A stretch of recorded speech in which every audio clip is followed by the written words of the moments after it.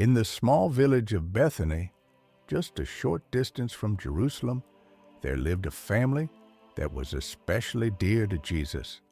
Two sisters, Martha and Mary, and their brother Lazarus. Their home was always open to him. It was a place of friendship, warmth, and trust. Whenever Jesus visited Bethany, he was welcomed with love and respect. Unlike so many places where he faced doubt or hostility, here he found loyal friends. But one day, the peace of this household was shaken. Lazarus fell seriously ill. At first, perhaps, it seemed like a passing sickness, but soon it became clear that this was no ordinary fever or weakness. His condition worsened quickly. The color faded from his face. His strength left him, and death itself seemed to draw near. Mary and Martha, in their desperation, turned to the one they knew could help. They had seen his miracles. They had heard his words. They knew his power. With trembling hands, they sent a message to Jesus. "Lord, the one you love is sick." Notice the words. They did not beg. They did not demand. They simply reminded him, "Lazarus is the one you love." Surely, if anyone could heal him, it would be Jesus. Surely, if anyone would hurry to their side, it would be him. The messenger set out on the road, carrying this urgent plea. Each hour mattered. Every moment felt heavy. The sisters stayed by their brother's side, waiting for the sound of footsteps, waiting for the miracle worker, waiting for hope to arrive. And when the message reached Jesus, he did not respond as expected.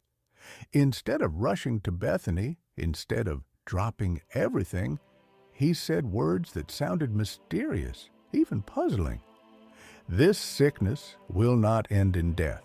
No, it is for God's glory, so that God's Son may be glorified through it." Imagine the disciples hearing this. They must have wondered, what does he mean? Lazarus is dying. Shouldn't we go quickly? But Jesus remained where he was. 2 more days. 2 days, while his beloved friend lay at the edge of death. From the perspective of Martha and Mary, time must have crawled painfully. Each hour Lazarus grew weaker. Each breath seemed harder than the last. They must have asked each other again and again, "Where is he? Why hasn't he come yet? Doesn't he know how much we need him?" This tension is the very heart of the story, because here we see something deeper than just healing the sick. Jesus knew what was to come. He knew that a greater miracle was waiting. He knew that sometimes God allows us to wait, not because he does not care, but because he wants to reveal something far more powerful than we could ever imagine. When at last Jesus told his disciples that they would go to Judea, they were hesitant. Bethany was near Jerusalem, and danger lurked there. The religious leaders were already plotting against him. To return to Judea seemed reckless, but Jesus spoke with calm determination. "Our friend Lazarus has fallen asleep, but I am going there to wake him up." The disciples misunderstood. "Lord, if he sleeps, he will get better," they said. But Jesus looked at them and made it plain. "Lazarus is dead, and for your sake I am glad I was not there, so that you may believe. But let us go to him." These words must have struck them with both sorrow and awe. Jesus was glad he was not there, glad that his friend had died. How could this be? And yet, hidden in his words was a promise. This was not the end of the story. While the disciples struggled to understand, the family in Bethany mourned. The home that once echoed with laughter and warmth now was filled with whispers, prayers, and the quiet sound of tears. Mary and Martha looked out the window, waiting for the figure they longed to see on the road. But day after day, only silence greeted them. Still, the message Jesus had spoken remained true. This sickness will not end in death, not end in death. Though death would come, it would not have the final word. The story of Lazarus was unfolding, and with it, one of the greatest revelations of who Jesus truly was. Not only a healer, not only a teacher, but the very resurrection and the life. And so part one ends not with the resolution, but with the weight of waiting. The messenger has gone. The words of Jesus have been spoken, but the sisters do not yet know what will happen. All they know is that their brother is sick, their hearts are breaking, and the one they trust has not yet arrived. It is in this silence, in this delay, that faith is tested. And it is here that the stage is set for one of the most powerful miracles the world has ever seen. The journey to Bethany was long and heavy with silence. The disciples followed Jesus, their steps uncertain, their minds restless. They knew he had delayed, and now Lazarus was already dead. Yet they did not dare to question him again. The only sound was the wind moving across the Judean hills and the faint footsteps of the group as they walked steadily toward the grieving town. Bethany was not far from Jerusalem, only about 2 miles, and already many people had come from the city to comfort Mary and Martha in their mourning. The streets of Bethany were filled with hushed whispers, with neighbors gathered at the doorway of the sisters' house, bringing food, words of sorrow, and the kind of comfort that never truly touches the depth of grief. Inside the home, the air was thick with mourning. Mary sat quietly, her eyes red from crying, her hands trembling as she held a cloth. Martha, though exhausted, could not sit still. She walked back and forth, glancing toward the road, as though she hoped against hope that Jesus would appear. And then, suddenly, word came to her, "The teacher is coming. He is near." Martha did not hesitate. She rose quickly, her steps strong despite her fatigue, and ran toward the road. Her heart beat heavily in her chest as she approached him. When she finally saw him standing in the distance with his disciples, her grief poured out in words. "Lord, if you had been here, my brother would not have died." Her voice cracked, a mixture of faith and disappointment. Jesus looked at her with deep compassion. His calm presence seemed to pierce through her sorrow. Martha continued, her voice trembling yet filled with hope. "But even now I know that whatever you ask of God, God will give you." Those words hung in the air like a faint light in the darkness. Even in her grief, Martha clung to faith, believing that Jesus still held the power to change everything. Jesus replied with a promise that would shake the world. "Your brother will rise again." Martha, like many in her time, believed in the resurrection of the dead at the end of days. She nodded, trying to find comfort in that distant hope. "I know that he will rise in the resurrection on the last day," she answered. But Jesus did not speak of a distant day. His words carried eternity into the present moment. Looking into Martha's eyes, he declared, "I am the resurrection and the life. The one who believes in me will live even though they die, and whoever lives by believing in me will never die. Do you believe this?" The silence of the road seemed to vanish in the power of his words. Martha's tears slowed, her trembling ceased, and she whispered a confession of faith that echoed through history. "Yes, Lord, I believe that you are the Messiah, the Son of God, who is to come into the world." With that, Martha turned and ran back to the house to tell her sister, She leaned close to Mary and whispered, "The teacher is here, and he is asking for you." Mary, who had remained seated in grief, suddenly rose. Those who were with her in the house, comforting her, saw her move quickly and assumed she was going to the tomb to weep there. So they followed her, walking behind her through the narrow streets of Bethany. But Mary was not going to the tomb. She was going to meet Jesus. When she reached him, she fell at his feet, her sobs breaking the air around them. Her words mirrored her sister's. "Lord, if you had been here, my brother would not have died." The sight of Mary weeping and the mourners around her also weeping moved Jesus deeply. His spirit was stirred, his heart heavy with compassion.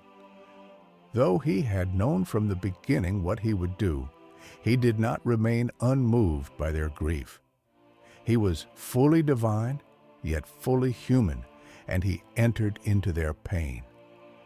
"Where have you laid him?"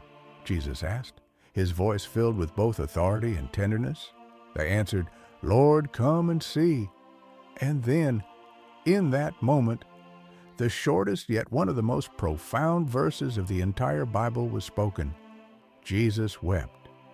The Son of God, the light of the world, stood at the edge of a tomb and wept for his friend.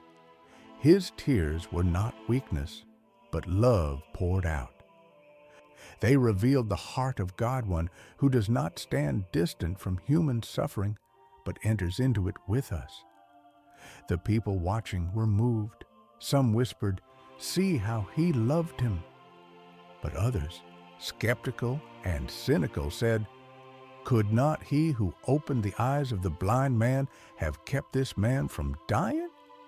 The tension grew, faith and doubt colliding in the air. But Jesus, steady and resolute, continued walking toward the tomb, each step heavy with the weight of what was about to happen. The stone that covered the grave was large, sealing the body inside. The sisters stood behind him, uncertain of what he might do. The mourners whispered among themselves, wondering. The disciples exchanged nervous glances, not yet understanding. All of heaven seemed to hold its breath as Jesus approached the place of death. The moment of revelation was near. The road to Bethany stretched across the Judean countryside, and with every step Jesus took, the tension in the air seemed to thicken. His disciples followed close behind, whispering among themselves. They were torn between fear and faith. They knew the danger of traveling so near to Jerusalem, where enemies of their teacher plotted his death. Yet they also knew that Lazarus, their friend, lay in the grave, and that Mary and Martha were waiting in desperate sorrow. The dust of the path clung to their sandals. The sun hung low in the sky, casting long shadows across the barren hills. The silence of the journey was broken only by the crunch of footsteps on the dry earth and the occasional murmur of a prayer. For the disciples, every mile forward felt like a step deeper into danger. Yet Jesus walked with steady resolve, his eyes fixed on a mission far greater than they could comprehend. At last, Bethany came into view. The village was small, nestled on the slopes of the Mount of Olives, surrounded by olive groves and fig trees. Smoke rose gently from a few hearths, and the wailing of mourners could be faintly heard in the distance. The entire village seemed draped in sorrow. The air was heavy with grief, the kind of grief that seeps into every corner of a home when death has claimed one of its own. As Jesus approached, word spread quickly. The teacher is coming. Men and women left their homes, their faces marked with tears, their voices hushed with awe and curiosity. Some believed he had the power to comfort Mary and Martha, perhaps to heal them of their pain. Others wondered Why had he delayed? Couldn't he have prevented this? Questions swirled in the hearts of the people, mingled with anger, doubt, and fragile hope. Martha was the first to come running. Her eyes were red from weeping, her garments torn in mourning. She fell at Jesus' feet, her voice breaking as she cried out, "Lord, if you had been here, my brother would not have died." Her words carried both faith and sorrow, a desperate belief in his power mixed with the agony of what had already happened. Jesus looked at her with deep compassion, his eyes reflecting both sorrow and divine strength. "Your brother will rise again," he said softly. Martha nodded quickly, thinking he meant the final resurrection at the end of days. "I know he will rise again in the resurrection at the last day," she whispered. But Jesus stepped closer, his presence overwhelming, his voice filled with authority that pierced the air like thunder. "I am the resurrection and the life. Whoever believes in me, though he die, yet shall he live. And everyone who lives and believes in me shall never die. Do you believe this?" The crowd fell silent, the weight of his words hanging heavy. It was not just a promise for Lazarus, it was a declaration of power over death itself. Martha's lips trembled, her tears streaming freely. "Yes, Lord," she confessed, her voice shaking yet strong. "I believe that you are the Christ, the Son of God who is to come into the world." With those words, faith and sorrow collided. Martha's heart, though still broken, clung to the hope that stood before her. She ran back to fetch her sister Mary, whispering urgently, "The teacher is here, and he is calling for you." Mary rose quickly, her grief too heavy to carry. She stumbled forward, surrounded by mourners who followed her, thinking she was going to the tomb. But when she reached Jesus, she too fell at his feet, weeping bitterly. Her words echoed those of her sister. "Lord, if you had been here, my brother would not have died." At that moment, Jesus' heart was moved. He saw their tears, he heard their cries, and his spirit groaned with holy sorrow. He was not distant or unmoved by their pain. He entered into it, feeling the weight of human grief, the sting of death, the brokenness of the world. And then came the most human, most divine act of all. Jesus wept. The Son of God, the Creator of life, the one with power over all things, wept beside his friends. His tears fell not from weakness, but from love. His sorrow was not hopeless, but compassionate. In his weeping, the crowd saw both his humanity and his divinity, his heart that beat for the brokenness of the world he came to redeem. Some of the people whispered, "See how he loved him." But others murmured with skepticism, "Could not he who opened the eyes of the blind also have kept this man from dying?" The tension deepened. Hope and doubt warred in the hearts of all who stood there, and yet, through it all, Jesus stood resolute. The grave had claimed Lazarus, but it would not have the final word, for the resurrection and the life was standing just outside Bethany, ready to reveal the glory of God in a way no one could have imagined. This was not the end of the story. It was the threshold of a miracle that would echo through eternity. The crowd followed closely behind Jesus as he walked toward the tomb of Lazarus. The air was heavy with grief, and yet there was a sense of anticipation, as though the very earth was holding its breath. The mourners, who had been weeping loudly only moments before, now whispered in hushed tones, their eyes fixed on the teacher. What could he possibly do at the grave of a man who had been dead for 4 days? The question burned in their hearts. though few dared to speak it aloud. The tomb itself stood as a dark reminder of human mortality. It was a small cave carved into the side of a rocky hill, sealed by a massive stone. The villagers had gathered around, some seated on the ground in despair, others standing in silence. The disciples were uneasy.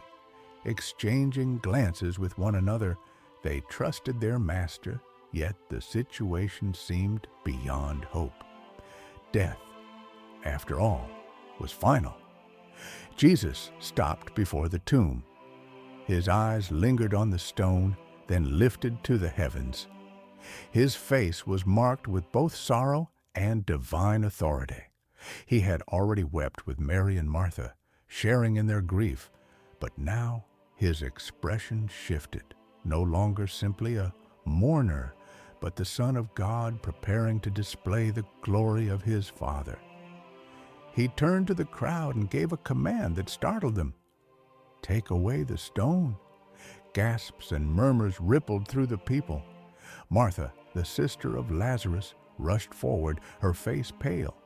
Her voice trembled as she said, "Lord, by this time there is a stench, for he has been dead 4 days." The reality of death weighed heavily on her words. She could not imagine what Jesus intended, and fear gripped her heart at the thought of opening the tomb. Jesus turned to her with compassion, his eyes steady, his voice firm but gentle. "Did I not tell you that if you believe, you will see the glory of God?" His words cut through the fear like a blade of light in the darkness. Martha stepped back, her faith wrestling with her grief, and gave a hesitant nod. At his command, several men moved toward the tomb, their muscles strained as they rolled the heavy stone aside. The grinding of stone against stone echoed in the still air, sending chills down the spines of the onlookers. A foul odor began to drift out, a reminder of death's grip, and many covered their faces with their garments. But Jesus did not recoil. Instead, he lifted his eyes toward heaven. His voice rose in prayer, clear and unwavering. "Father, I thank you that you have heard me. I know that you always hear me, but I say this for the sake of the people standing here, that they may believe that you sent me." A profound silence fell upon the crowd. Even the wind seemed to pause as every ear strained to catch his words. Some looked at one another, their faces showing a mixture of confusion and awe. Others held their breath, sensing that something beyond human understanding was about to take place. Then, with divine authority, Jesus stepped closer to the open tomb and cried out with a loud voice that shook the very air, "Lazarus, come forth!" The words rang out like thunder, echoing against the rocky walls, reverberating through the hearts of all who heard them. For a brief moment, there was only silence. Then gasps erupted from the crowd as movement was seen within the tomb. A figure emerged, stumbling into the light. It was Lazarus, bound in grave clothes, his face wrapped in a burial cloth. Cries of shock and awe filled the air. Some fell to their knees, others screamed, others covered their mouths in disbelief. Martha and Mary rushed forward, their tears now transformed into tears of joy. Their brother, who had been dead 4 days, was alive again. Jesus lifted his hand and said calmly, "Unbind him and let him go." Several men hurried forward, their trembling hands unwrapping the linen from Lazarus's arms and legs. The burial cloth was removed from his face, revealing eyes that were once closed in death, but now alive with breath and light. Lazarus stood before them, bewildered but alive, his chest rising and falling with new breath. The crowd erupted in cries of wonder. Some shouted praises to God, others wept uncontrollably. The miracle was undeniable. Death itself had been broken by the word of the Son of God. Among the disciples, awe filled their hearts. They had witnessed Jesus heal the blind, cleanse lepers, and calm storms. But this was different. To call life out of death, to command the grave and be obeyed, this was the ultimate sign of divine authority. Martha clung to her brother, unable to release him, whispering prayers of gratitude. Mary fell at Jesus' feet, her sobs now filled with joy. Around them, villagers shouted, "The Messiah, the Son of God!" Their mourning had turned into celebration, their despair into unshakable hope. But not all who stood there believed. In the corners of the crowd, some men watched with narrowed eyes. Their faces were grim, their thoughts clouded with fear and anger. For them, this miracle was not proof of divine glory, but a threat to their power and influence. Whispers spread quickly, "We must report this." Yet, in that moment, for the faithful, all fear was gone. Life had triumphed over death.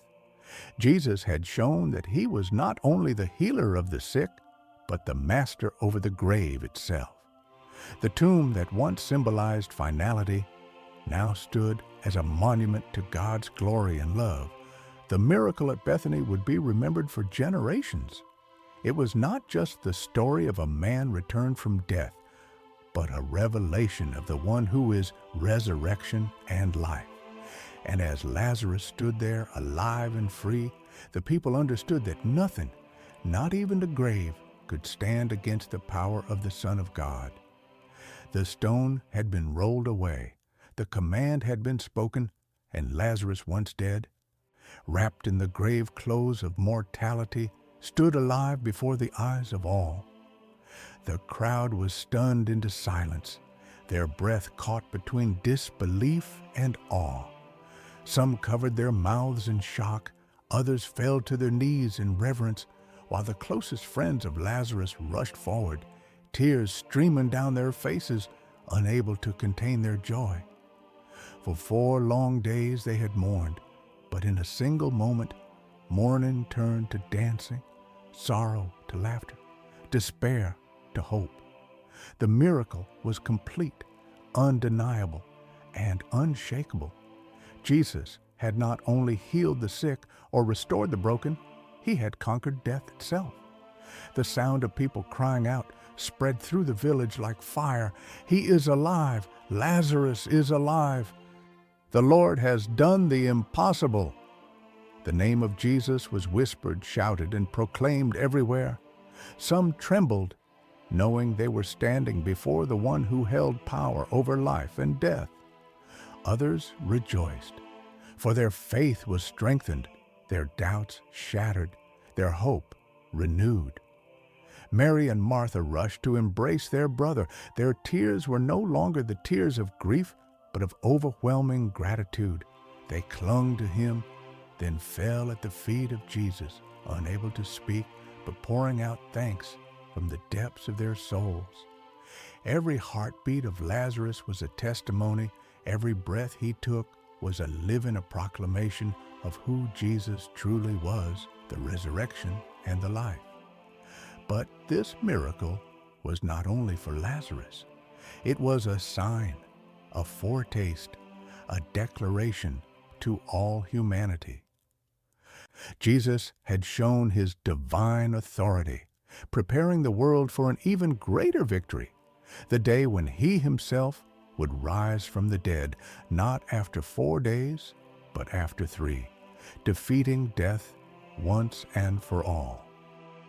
The raising of Lazarus was a promise that those who believe in him would never truly die, but live forever. Yet not everyone rejoiced. Among the witnesses were those who feared the power Jesus displayed, men who would report to the religious leaders, sowing the seeds of the plot that would lead to his crucifixion. But for now, in that moment, The glory of God shone bright and undeniable, and no schemes of men could overshadow the miracle before their eyes. The story of Lazarus still speaks today. It tells us that no grave is too deep, no situation too hopeless, no heart too lost for the power of Christ. It reminds us that when all seems finished, God can speak life. It shows us that His timing, though mysterious, is always perfect. And it challenges us to trust Him, even when we do not understand. Now, dear listener, this story is not just history, it is a message for you. Just as Jesus called Lazarus by name, He calls each of us to step out of darkness and into life. He calls us to remove the grave clothes of sin, fear, and doubt, and to walk in freedom, light, and truth.